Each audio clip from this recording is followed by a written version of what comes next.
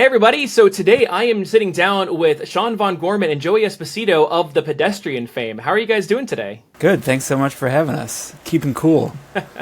I mean, those sunglasses are definitely keeping him cool. Sean's the coolest person that I know. He does interviews from his office floor, like a madman. Look at this pop art superstar. Look how these effects like.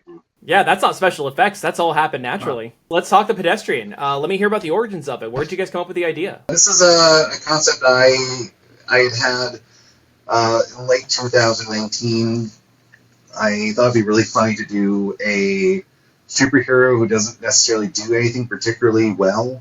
Just maybe like kind of like the Flash, but doesn't really run particularly fast, and what that would kind of look like. So maybe this is like some like power walker type of guy, and what would that look like? Maybe he's inspired by the blinking white guy in the don't walk sign, calling him the pedestrian, and he just kind of walks at a normal speed, sort of like a city kid in the suburbs. Like, oh my God, you walked 20 blocks? How'd you do that? And I didn't have much more than that, and maybe a couple bits.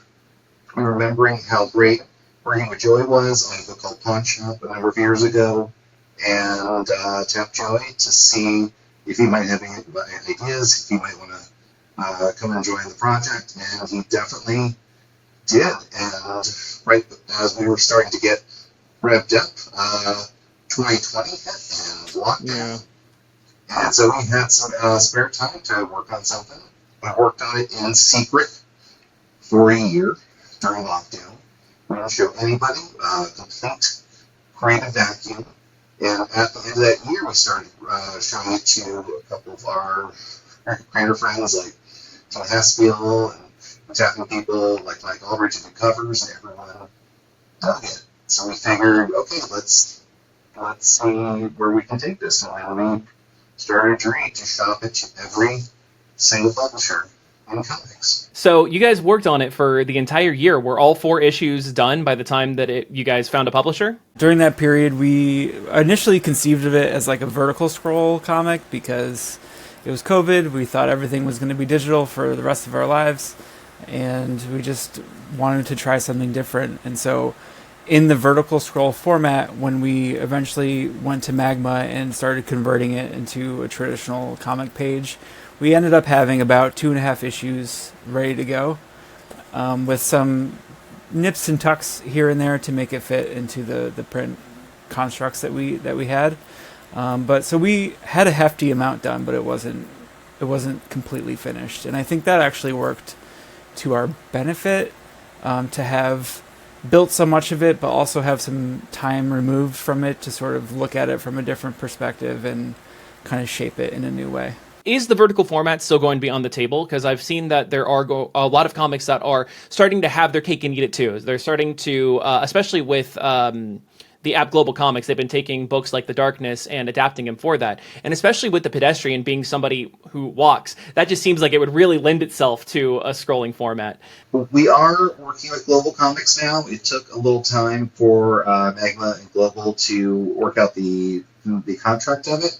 But we did have all of this content of these cut scenes of like these faux animatic shots, because we were really digging on, reading comics on Webtoon, where you can have a limited number of pages and the scrolling aspect of it kind of, creates like sort of like a Nickelodeon type of style of you're in control of the motion of it. So if you have 1,000 panels and then just zoom in real fast, that will look like animation on your phone or device.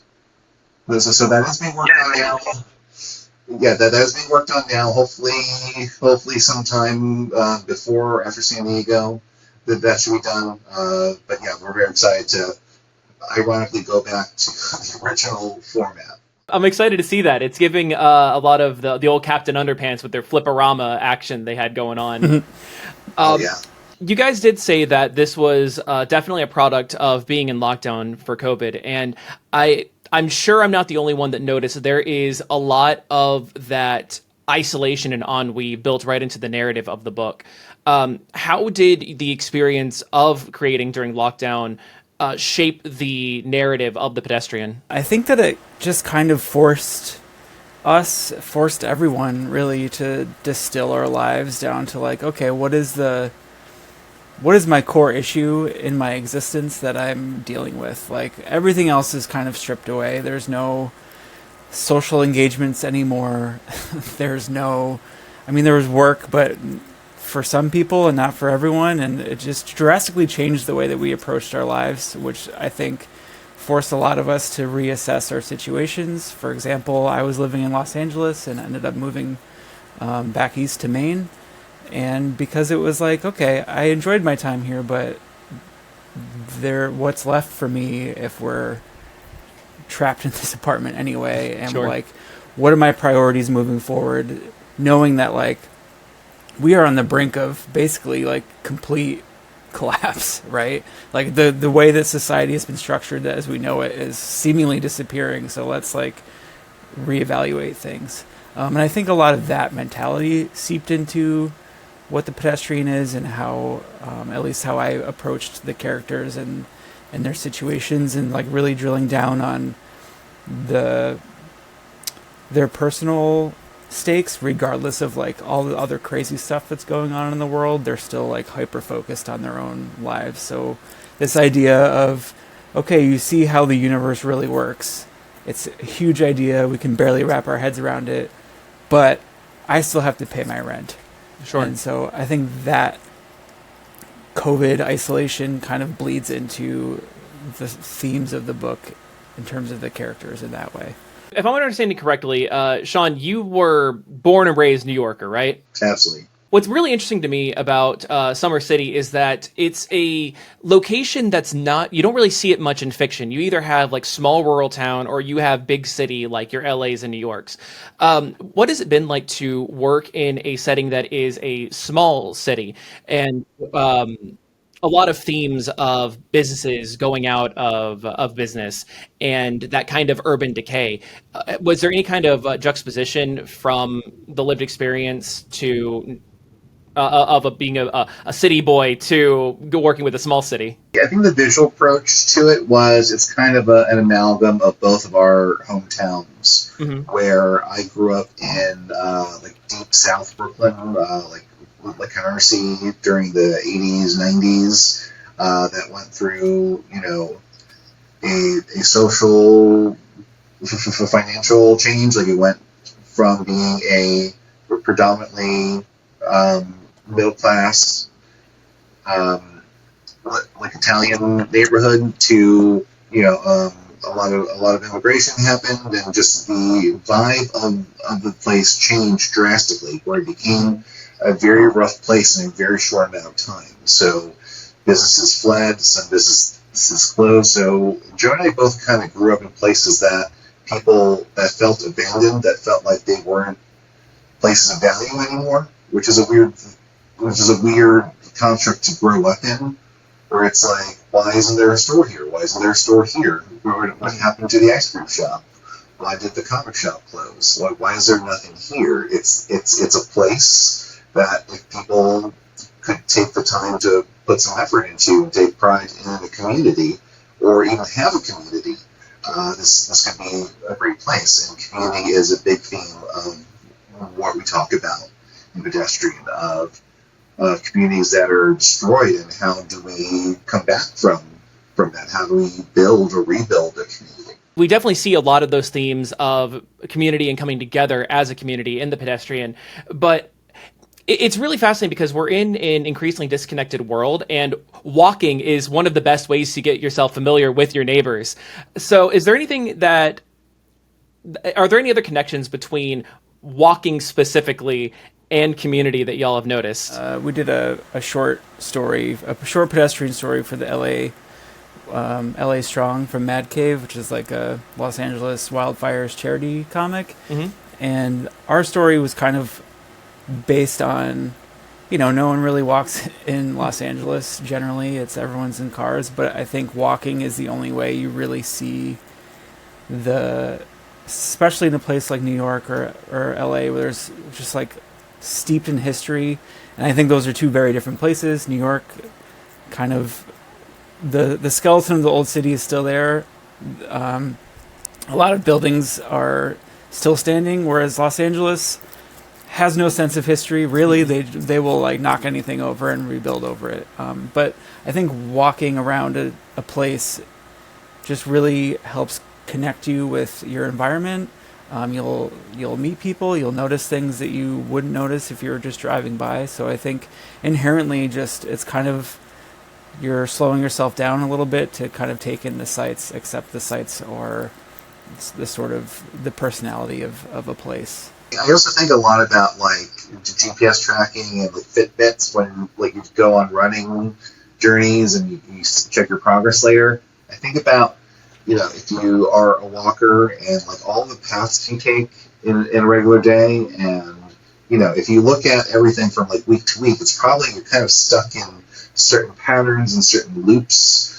And sometimes, you know, it's very hard to get out of those loops and literal patterns that you're kind of stuck into. Like, I go left, I go right, I go this way, I go this way. And then what happens if you know, turn left and you're supposed to turn right? And create some variance in I got to go to work, I got to go this place, I got to go this place, I got to go this place, and that's your life. And then what happens when you get out of that forced loop that you've built for yourself?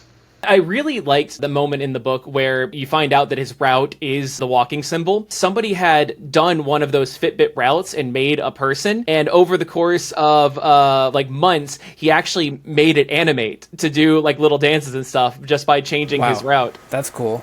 I did not see that, but that takes some commitment for sure. Oh yeah, I'm really hoping he didn't just like fake a GPS tracker to draw it, but it instantly flashed me back to that. That's cool. Obviously, Sean, as a New Yorker, you're probably walking on a regular basis, but what do you guys, do y'all do a lot of walking in your normal day-to-day basis? Like, what about walking specifically really speaks to you personally? I like not having anything in control of me. I like being a pedestrian is, you know, it's something, it's probably comes from the idea of if you're a pedestrian in New York, you have complete freedom. You can go wherever you want, almost. You can cross wherever you want.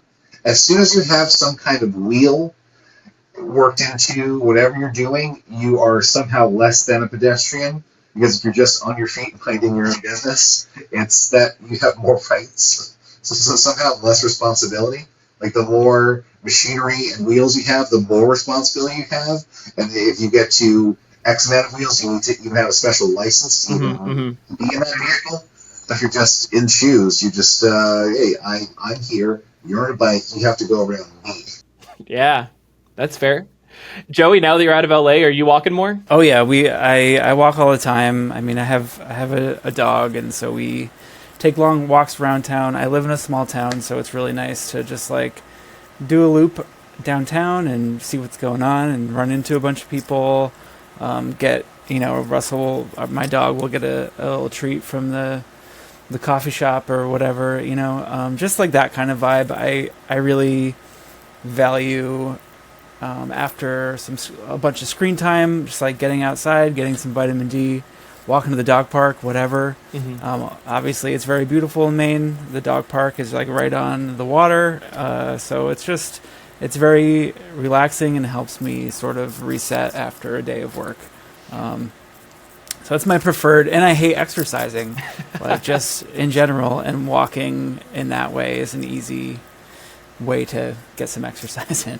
Have you found yourself walking more after having worked on the pedestrian? I think I'm walking the same amount, but I'm more aware of the value that it's adding to my mental health and my day-to-day existence.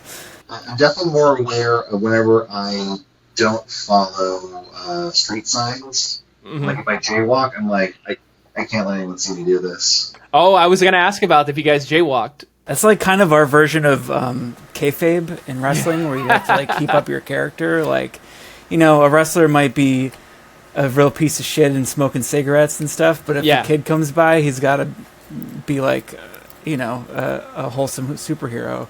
And I kind of feel that way too when I am like ignoring a street sign, and I just like, I hope no one catches me and end up on TMZ or whatever, like co-creator of Pedestrian jaywalks, gets hit by a car. That would be super ironic. Now, I'm not trying to incriminate you guys, but one of the things that I find really interesting about the Pedestrian is that he will not break any laws in order to stop crime. First of all, I wanted to know: are there any limits to that? Can somebody be in so much danger that he'd be willing to break his moral code on that? And then also, again, trying not to incriminate y'all, what are your thoughts on small petty crimes, maybe shoplifting and stuff? Because there's definitely an ambiguous morality that people have ascribed to the small things, such as jaywalking. Is it really so bad that we live in a car-centric society where the pedestrians are taking some of their rights back to just walk where they want to walk? I would say, in terms of the pedestrian himself, I would say the boundaries of that are something that we're interested in exploring in the future. And as far as myself goes, my general philosophy is do whatever the fuck you want as long as you're not hurting yourself or anybody else. And so I don't consider corporations people. So if you're stealing a candy bar or something, whatever,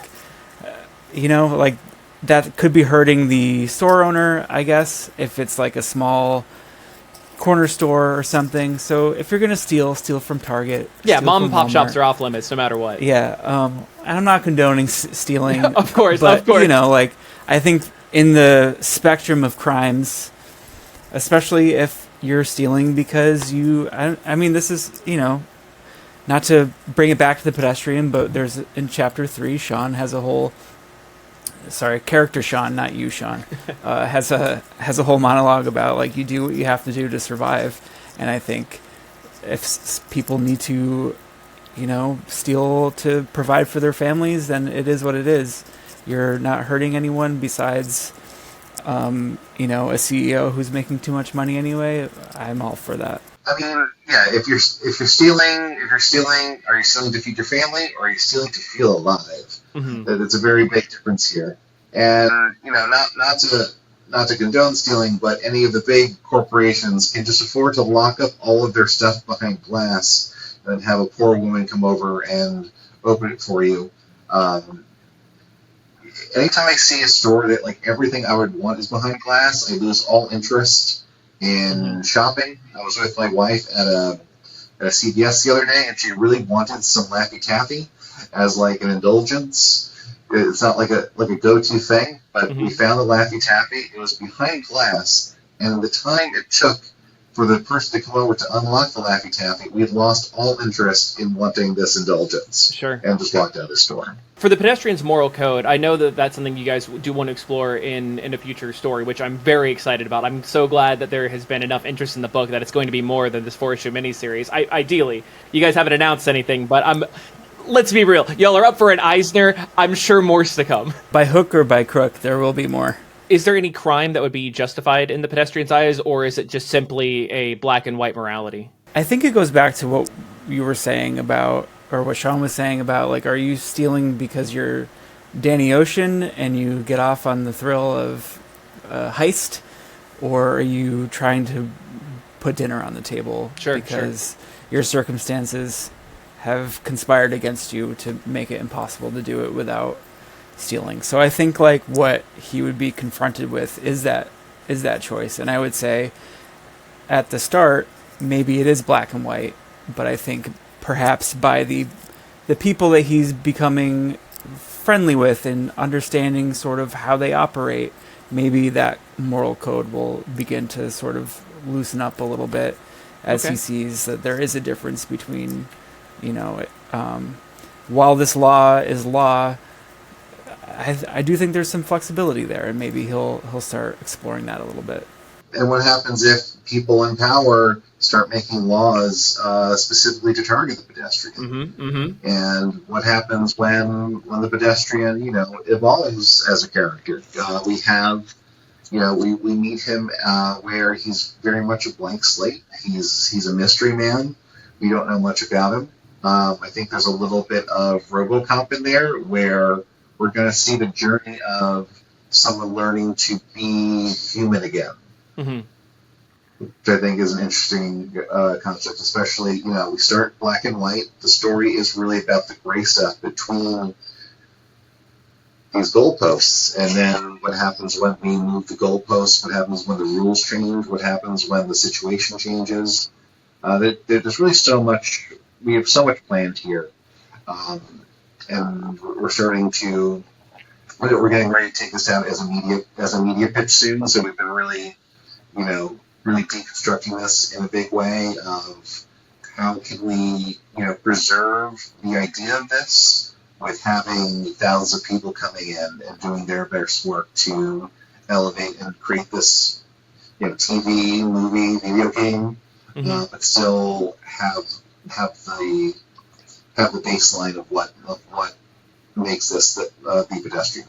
I know you guys don't want to elaborate too much on the lore and the inner workings of the world just yet. You want to keep it vaguely Lynchian to where it's a lot of it's up to readers' interpretation. I know there's plenty more that you guys want to explore in future stories, but what can you tell me about the villains, the Clutch? I believe I heard you guys say in another interview that they are the ones that are responsible and that really benefit from you having the worst day possible. Man, it's hard to talk about this. So Sure. If are we going full spoilers on Volume 1 here, or? Oh yeah. I'm assuming that anybody watching this has already read the miniseries. So in Volume 1, we meet Uncle Joe DiGeronimo, who is sort of like a Papa John kind of figure, and we learn that he is sort of one finger of these. We haven't named them in the book, Gotcha. the reader, but we call them the Clutch Commanders, and he's sort of like one prong of this operation. So as we move forward, we'll kind of peel back the curtain a little bit and see more of what their deal is, what their mission is.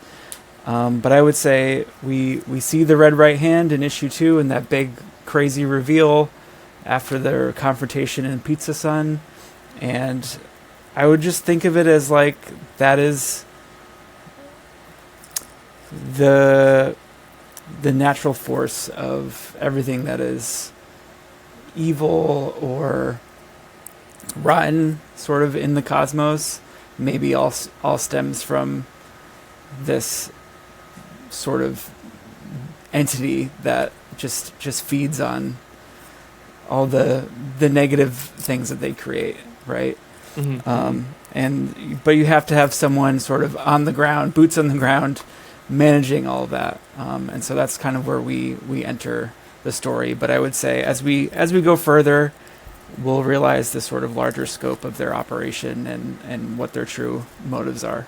To bring it back to the great morality, I find it really interesting that they operate out of this charity clinic center, and it very much is giving religion and cult vibes where the Clutch is preying on people that are down on their luck and desperate.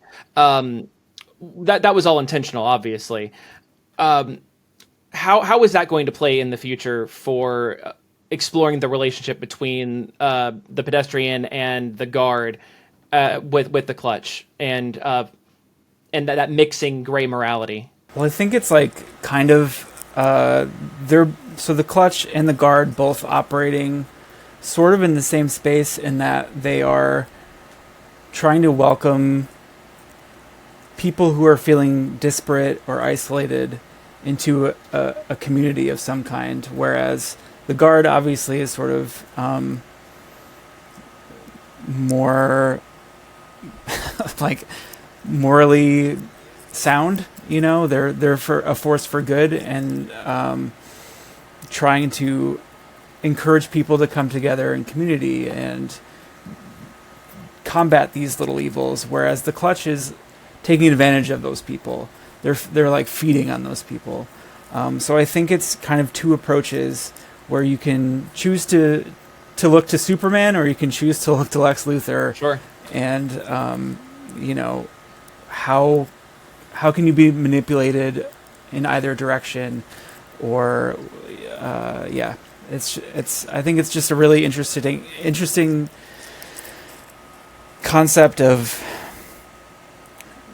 they're targeting the same people with vastly different approaches, and we see how that kind of spider webs out from there. which is something that I think that we see in our real world all the time. And we're seeing it certainly now. And who's right and who's wrong? For sure. Or is it anybody? And we were not prepared for how urgent this book was going to be at the time. Yeah. I think we finished the last page on election night. Oh, okay. We turned in, like, we knew how it was going to go down for a while, and then we kind of see the world shift in a way we weren't expecting, where we thought we were writing this and creating this from a safe place, and not in the place that we're writing about. Tell me about the reliance on iconography in the book. I really love that these seemingly mundane street signs that we all just like tune out as we go about our lives are now the source of a guy's power. As he's dodging left and right, you're seeing those turns. I love the traffic light, red, green, yellow cleansing touch that he does. It's so interesting and something that we haven't seen before. So I want to hear about what you guys are finding the most fun to be playing with that. And then also, do you have a favorite street sign? A lot of it started from the initial character design of, the blinking white man as the pedestrian's crest, as iconic as the Superman logo. It's something that we see in our lives that we maybe, put value on, but maybe take for granted or don't really understand, where did this symbol come from? Did someone in a design office at a drafting table chain smoking in the 50s put this together? Or is this maybe lost knowledge that we don't know? Like, why do we stop at a stop sign? Is this trained, or is this some genetic memory from long, long ago? And we thought that would be fun to play with, that we have these images that we don't really think about too much, unless we're driving or walking down the street, maybe, of, these totems have power in our world. These are literally the rules that we're being given. These are, know and obey the signs of life. Like we're driving. These are rules that we have to follow, and if we don't follow them, there are consequences. And what happens when we don't follow? And taking this concept as seriously as we would a Superman project. This is as vital as Superman, and we're so jazzed that Superman is being done right in the film, and people are talking about Superman again, because our whole approach was, what happens if you take away all of the fantastic abilities of Superman? What are you left with? Just a man who's trying to do the right thing all the time in a world that this is less and less a priority. I would say my favorite street sign is the little sign that indicates there's a traffic signal coming up. Yeah. Don't know why, but I really like that one. How were you able to incorporate this iconography into the narrative? Do you really just let Sean go off and tell the narrative through the artwork? Do you know like when to step back and let the art do the speaking and vice versa? Yeah, I think so. I think we have a pretty good pattern. Like, Sean likes me to write full script, so I do, but knowing that he's got the freedom to change things up if we need to. I think one good example is also playing with things like in issue 3, there's the 2-page spread of the clutch appearing while the "Don't Walk" sign is flashing and the kids are outside. And like, or even that opening scene with the him stuck at the "Don't Walk" sign waiting to cross. Like, that was all sort of built into the narrative, but also the way that the page is structured. It's kind of like almost like you can read it as sort of like a second, like by the second almost. Sure. like it's a countdown.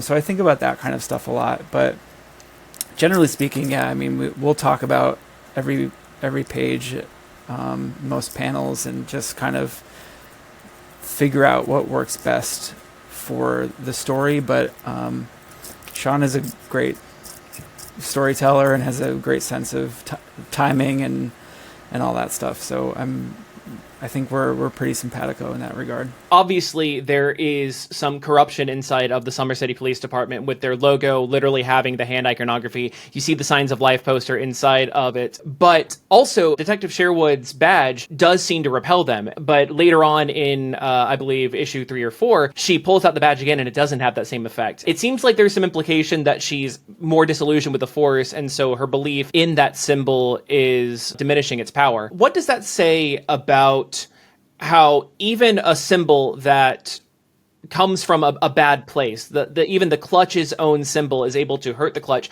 simply because of one woman's belief in the justice system? Was that something intentional, or was I just reaching there? No, that's something that we talked about a lot, actually, and you are the first person to bring it up, so thank you for catching that. Of course, thank you. But yeah, that goes back to this idea of what Sean was talking about earlier, which is, what do the symbols only mean what we say they mean. Mm-hmm. The power that we ascribe to them is what they ultimately mean, right? So the police badge in our real world has become a symbol that's supposed to mean, safety and protection and all this stuff. And it's sort of been corrupted, of course, as most symbols can be, except for Superman.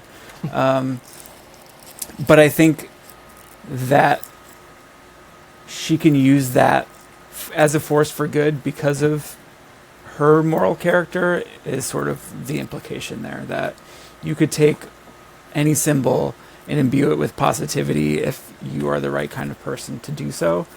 So that's the intention there, and we'll see how that plays out. But as far as she uses it on a small group and it works, but then she tries to use it on a larger group, not as effective. So you need more than just that one person's belief in that idea in order for it to have a larger impact. But also, in the context of these two moments, in that first moment, she's not trying to use her badge to make these guys run away. She's saying, "Hey, I'm a cop. Everybody freeze." Mm-hmm. And that moment has a different resonance than her going, "Okay, I got this guy, so let me show them my badge just to make them scatter again." So there's a different intent in these moments. Got it. And I'll also say, Green Lantern has to charge his ring every once in a while. So very much that conviction and belief does a lot, but also the intentionality of everything. Yeah, you can stumble on something and try the same thing again, but all the variables aren't the same in that first moment when you lucked out on something. And then you have to kind of go back and say, what was it that made that work the first time? Are there any plans to release the Pedestrian internationally and in other languages? That's a great question. I don't have the answer. I certainly hope so, but I'm also curious to see, other countries have different kinds of iconography on. That's their what I was street getting signs. at. Yeah. So, I would be interested to see, the Pedestrian International, for example. That could be interesting. Or even just how this one reads to someone living in the UK or wherever. But as far as I know, no plans yet, but fingers crossed. Yeah, I'm definitely interested in what an international audience would think, because when I talk to my friends from overseas, they really love red Solo cups, for instance, because they see them in all these American movies. And so all of these street signs are because America's biggest export is culture. And these signs are able to breach the international mindscape just because even people all across the world have seen our traffic lights, our stop signs over and over and over again. So I'm really curious to see what people think from different cultures. We have also discussed, the possibility of, leaving Summer City and visiting other places where, we have him pop up in LA. That is a canon appearance. He's going to get around a bit more in our bigger plans, and maybe there's someone in Japan who's a short green fellow with a hat. I would love to see that. Would his, because he doesn't necessarily have powers, but would his dynamic interaction with this iconography change, or is the Pedestrian's belief in the totemic entities like, is that what's important? Like, would he necessarily be at a disadvantage if he's in a completely foreign environment? I don't think so. I think because all these signs and rules are all saying the same things, and maybe in slightly different visual presentation, but it's ultimately still about stop, go, turn here, don't turn here, right? So I think the totemic belief, as you say, would supersede like the visual aesthetic necessarily. So I think he would be able to navigate just fine, but for the reader, it would be like a fun new aesthetic. And we're also hinting at, more cosmic implications of these characters and these roles. We left it pretty vague with Pedestrian, where, he is a human man, but maybe there's something more going on in there that we're just kind of scratching the surface on. Like, what else is in there?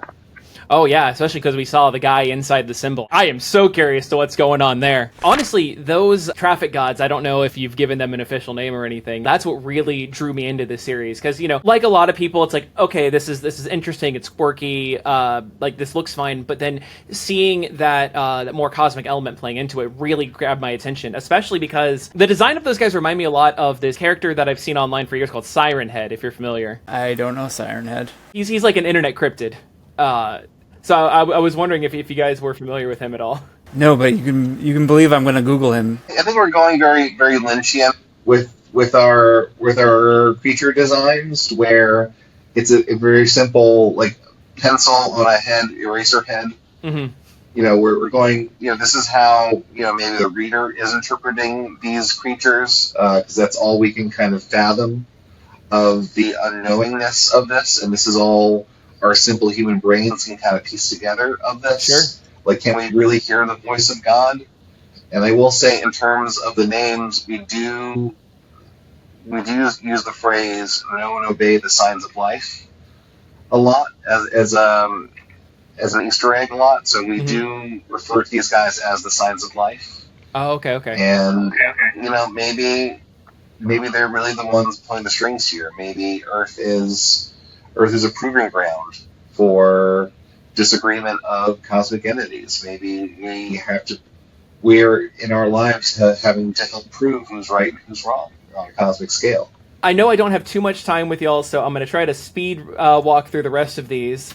One thing, though, I was really curious about, though, is what really resonates with me the most about the Pedestrian is that he focuses on the small acts. And at least in my life, I have had some truly rotten days, and sometimes that small act of kindness from a stranger just completely pulls me out of it and grounds me back in reality with everybody else.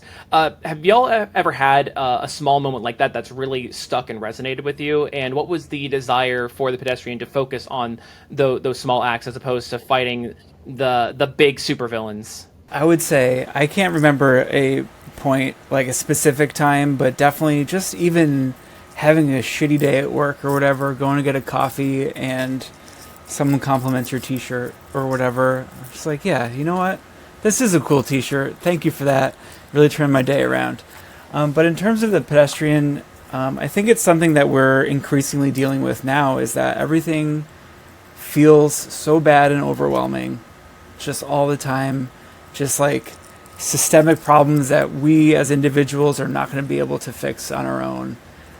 And the way to combat that, I think, is to focus on your community, focus on these smaller acts, focus on building a network of people that is a support group for yourself, like just focus on the things that you can control, the things that you can change.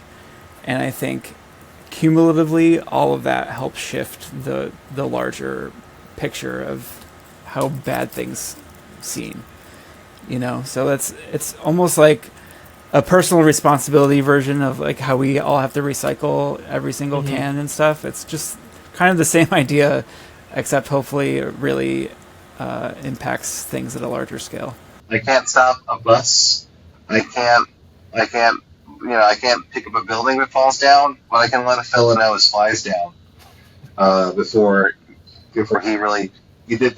Joy was there. This happened at the Global Comics Party at New York Comic Con, where we were at this party, and so some other aspiring creators figure out who we were, and then just kind of cornered us, and just started, they had so many questions, and the scene was a bit odd, where we were kind of on like a lower couch, and this one creator was like full spread eagle, like asking me questions about like pitching and stuff, and I was just like, hey, can I talk about this while I'm one over here? He goes, okay, yeah. And I leaned in, I was like, hey man, not for nothing, just on a human level, your flies been down this whole time, and I just want to give you an opportunity to correct this. And then he wrote me like a week later, he's like, hey, you met me at that party, and thank you so much for saving my life that night. No, legitimately, like those small things really can save lives, and especially in a networking party like that, you could have like saved an entire career, because like first impressions are everything. Or just whatever self-loathing you would have for yourself in that situation. It takes a lot to get out there, to physically go to a location where you think maybe something here is going to change my life, and then I have to be the best version of myself. I need to be cool, I need to be calm, even though I deal with social anxiety. And then to have some small misstep like that happen, that could just really just crush somebody. Like, you meet your hero, and then you had something in your nose the whole time, and then you're just, I was an idiot. Like, I was waiting. My first ever comic signing I attended was All-Star Batman and Robin #1. So it's like Jim Lee, Comics. Interesting. So waiting in line for like 2 hours, because I think this is just the thing you do. It's like, oh, cool, I'm going to meet Jim Lee. And then, like, there's 2 people away from signing. I'm like, oh no, what am I going to say to Jim Lee? Yeah. Oh no, and I start like sweating hard, like, oh no. So I get there, and he starts signing my book, and it's like, X-Men #1 changed my life. And he looked up and went, thank you. And then I walked away and was like, idiot! How many people have mentioned X-Men 1? And it's haunted me. And I've not ever spoken to him again, even doing comics for so long. We've never had that opportunity, but I'm definitely going to bring that up should this happen again. And it fuels a lot of the way I do things in terms of signings, and trying to just make everyone feel comfortable, and try not to have, meeting me be an awkward thing for anybody. Like, I want everyone who meets me and Joey to walk away maybe feeling pumped up or feeling good about making the trip and coming out and supporting us. Well, personally, like, even just having this brief interaction with you guys here and then over emails, I got to say, it has been an absolute pleasure getting to talk to y'all. This has been great, especially getting to dive into the deeper themes of this book has been a delight. We really appreciate it. We spent so long trying to convince people to read this book that it's now fun to actually like talk about the content. Oh, especially with you guys having worked on it so long ago. Yeah. So thank you for having us. It's been a lot of fun. Well, I got 2 more questions. You're not off the hook just yet. So I really want to know what you guys think about this book in particular has been resonating with people. Like, why has this been getting so much word of mouth? Great question. I would say that I hope it's because people can see that it's a passion project for us. I hope that it's because it feels as though we have a point of view and something to say and contribute. So that's my best guess. Sean probably has a more definitive, this is why. I think Joey's touching it. It's something that's very personal, and you can and very different. Like, in the first 6 pages, in that first moment, we have your regular comic opening where it's a dark night in the city, someone's getting mugged, someone in a costume comes in, but then all of a sudden he stops at a red light and he can't follow the guy. And it's so jarring. I've been doing live readings to schools and at panels. I'm doing one at SuperCon this coming weekend, where the moment we get to him at the red light is such a record scratch moment, where I've had people like fall out of their chair of like, laughing because it's so ridiculous. And this could have easily been like a Tick-inspired comedy thing, but we really doubled down and earnestly follow through this concept. Like, there's no jokes in here. It's just a situation that's kind of humorous that we take as seriously as if we were doing Superman. Like, this is our Superman. This is our Watchmen. So if you dig this, you might dig this. And also just the way we've been promoting it in terms of, the different pieces of content, the way we're giving this out to people. People are seeing what we're doing and saying, yes, I like this. I saw this toy commercial you did. We did a fake toy commercial where we made some action figures and had my kid beat them around. And people saw that. People came to signings just after seeing that. But I think it's also all of that combined with what Sean said about, it is actually earnest, and it isn't just a comedy, like, one-note kind of joke character. And I think that expectation being subverted a little bit has helped us.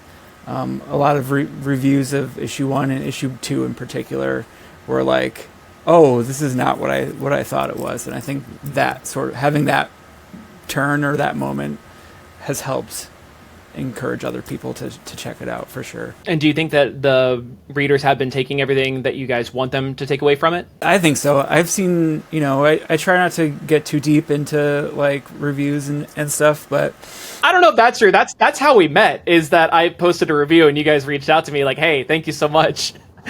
Like, y'all are really tuned into the zeitgeist, and I really appreciate that. I mean, tuned in, but like in terms of comments or like League of Comic Book Geeks stuff, I don't want to. You never want to be the creator who's like responding to every comment or whatever, and that's like it's. I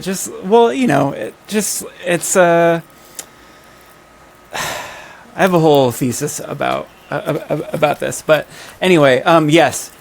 To answer your question, yes, I think that I've been really pleased with the depth at which people are engaging with the book, for sure. I like to engage, especially if it's a negative comment. I like to respond with like a positive comment, because that usually makes them feel like shit, and they you have a fan immediately, and they buy the next 3 issues because they have to. My favorite was Sean responded to a mean YouTube comment about his artwork, and he was like, "Thank you. I'll try to do better next time." And I will. My last question for you guys is, I just want to make sure I'm doing my due diligence. Are there any questions that you guys wish were asked more often in these interviews? Ooh, that is a great question. But people don't really ask us how we're doing as much. They want How are to you talk doing? about the book right away. They're not like, hey, how are you doing? Things are crazy. I heard it rained really bad in New York yesterday. You guys okay? Yeah, we're good. We're good. I'm in the middle. It didn't really affect me as much. But the one train, my goodness, did you see that? No, hey, let's talk about it. You good? Yeah, I'm fine. Hanging in. I like to mix it up, because whenever someone asks you how you're doing, you either have to say good or great. Oh, So no. sometimes I'll take a long sigh and go, worst day of my life, man. And then the obligation that the person feels like, oh no, I didn't expect this. Is everything okay? It's like, no, it's fine. My go-to is I can't complain, but I still do, and it catches everybody off guard every time. And my wife is so tired of hearing it, because it's like second nature response now.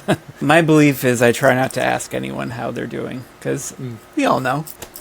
It's like, fine, but, or good, asterisk, and let's just like skip that part and be like, we're just living, man. We're just surviving. I don't know if you know this, but you need to be asking Sean how he's doing. So maybe like work some of those into your conversations now. I'm glad I could get a dialogue. I mean, he is on the floor right now, so. Literally on my back. Well, Joey, is there anything that I should be asking you? I would love to be asked about my pets more often. Well, let's hear about him. He's been chilling back there. Okay, this is Russell. Russell! Hey, bud. He hangs out in my office all day. That's it. I also have 2 cats, but they're not around right now. I mean, you could always go hunt him down and show him to us. I could. but I'm not going to. That's fair, and I know we're hitting our hour, so I really probably should wrap this up so y'all can get back to your meetings. I will point out that we at the top we notated that I've been on the floor the whole time. Now that I've done it for an hour, I regret it. I regret it. Like 10 minutes in, it's not comfortable. And then my wife walked in, and her looking down at me while holding a bowl of food, not expecting it.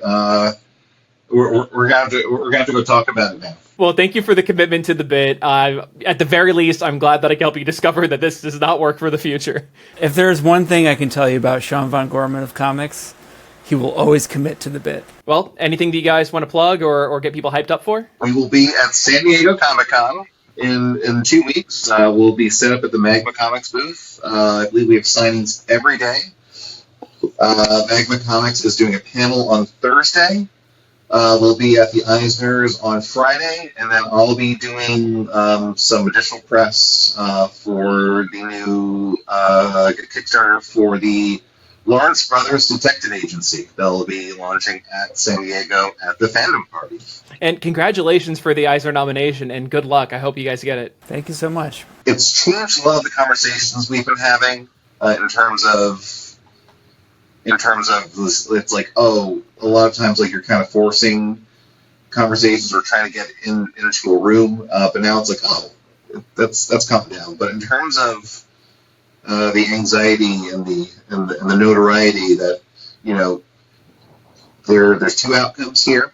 We're already winners, but, you know, heaven forbid they give us a trophy and the things we do with it. Listen, no reason to have imposter syndrome. Y'all are Eisner nominated. That's going to open up a lot of doors and hopefully make things go a lot smoother from here on out. The acts of revenge I planned on my enemies is... Every publisher that doubted you is gonna hear about it. That is kind of how the Pedestrian was born anyway, so it's fitting. Our rates go up on Monday. Honestly, well deserved. I'm very much looking forward to the continuation, whether it be an issue 5 or a new mini. Like I'm definitely gonna be buying it day one. Well, I'll be pre-ordering it and then buying it day one. There you go.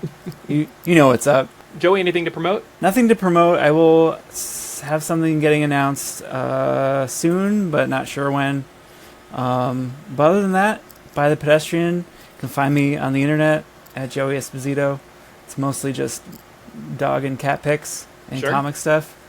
Yeah, that's it. Where do you guys want folks following you? You want on Twitter, Bluesky? I'm on the Bluesky. The Sky on the Instagrams. I'm still on Twitter just to watch it burn. Sure. I'll make sure to send everybody I can to all your socials. But thank you again so much for sitting down with me. I think this has been a very productive conversation, and it has definitely given me more to think about on my next reread. Yeah. Thank you so much. It's nice to meet you. Vice versa.